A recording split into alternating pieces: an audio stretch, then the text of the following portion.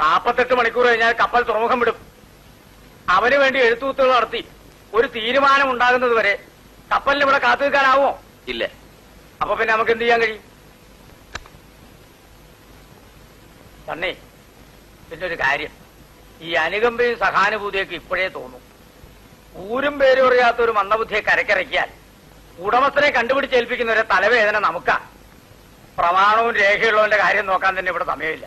അപ്പോഴാ വേണ്ടാത്ത പുലിവാലിനൊന്നും പോകണ്ട. തന്നെ കപ്പലിൽ വന്നാൽ കപ്പലിൽ തന്നെ മടങ്ങട്ടെ. Yes sir, here is a message for you. Okay sir.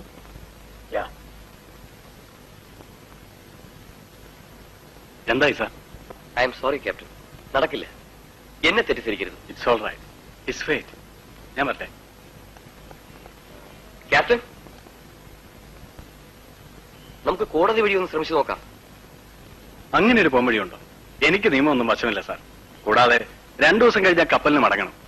എനിക്കാണെങ്കിൽ നല്ല തിരക്കും. അതിനിടയിൽ ഞാൻ ആരെ പോയി കാണാനാണ്? എന്റെ ഒരു ഫ്രണ്ട് ഉണ്ട്, അഡ്വക്കേറ്റ് ഭാസ്കർ പിള്ള. അദ്ദേഹത്തെ കണ്ട് സംസാരിച്ചു നോക്കിയാലോ? സാർ, നിയമവിധേയമായി തന്നെ ബഷീറിനെ എനിക്കിവിടെ ഇറക്കിയാൽ കൊള്ളാവുന്നുണ്ട്. മറ്റൊരു രാജ്യത്തെ പോർട്ടിലും അയാൾക്ക് ഇറങ്ങാൻ അനുമതി ലഭിക്കില്ല.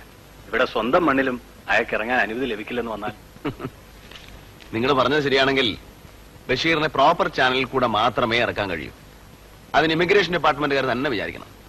അവർ ഡിസ്ട്രിക്ട് കളക്ടർക്ക് അപ്ലിക്കേഷൻ കൊടുത്ത് കളക്ടർക്ക് എക്സ്റ്റേണൽ മിനിസ്റ്ററുടെ കൺസേണിന് കീഴിൽ അയാളെ ഡീപ്പോർട്ട് ചെയ്യാൻ ഉത്തരവിടാം.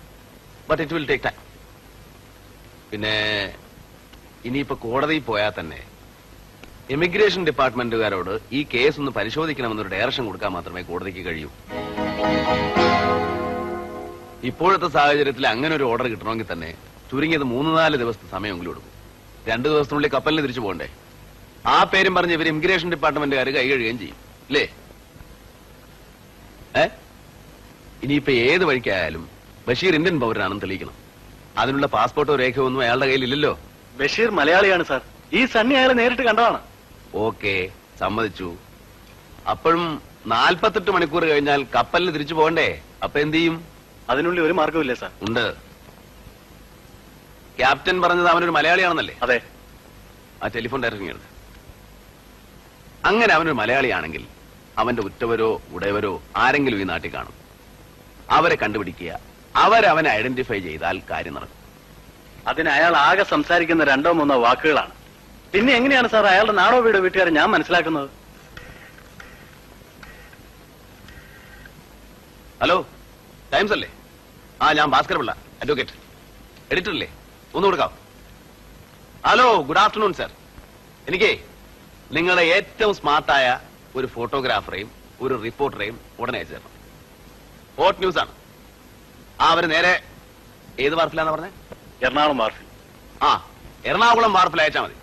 ഞാനൊരു 3/4 മണിക്കൂറിനുള്ളിൽ അവിടെ എത്തും. Okay, thank you. നാളെ ബഷീറിനെ കുറിച്ചുള്ള ഒരു റൈറ്റപ്പ് പത്രത്തിൽ വരും. അത് കണ്ട് അവന്റെ ബന്ധുക്കൾ ആരെങ്കിലും വന്നാൽ let us try a chance.